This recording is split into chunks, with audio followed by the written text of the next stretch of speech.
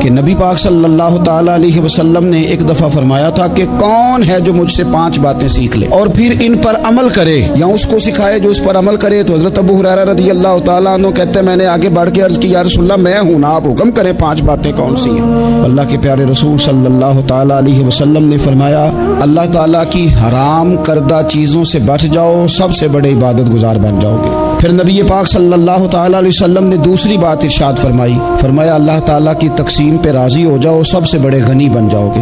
پھر حضور نے تیسری بات ارشاد فرمایا اپنے پڑوسی سے حسن سلوک کرو، مومن بن جاؤ گے. چوتھی بات ارشاد فرمایا لوگوں کے لیے بھی وہی پسند کرو جو اپنے لیے پسند کرتے ہو تو بہترین مسلمان بن جاؤ گے. پھر حضور سید عالم صلی اللہ تعالیٰ علیہ وسلم نے 5ویں اور آخری بات ارشاد فرمایا زیادہ ہنسا نہ کرو، زیادہ ہنسنے سے دل مردہ ہو جاتا ہے.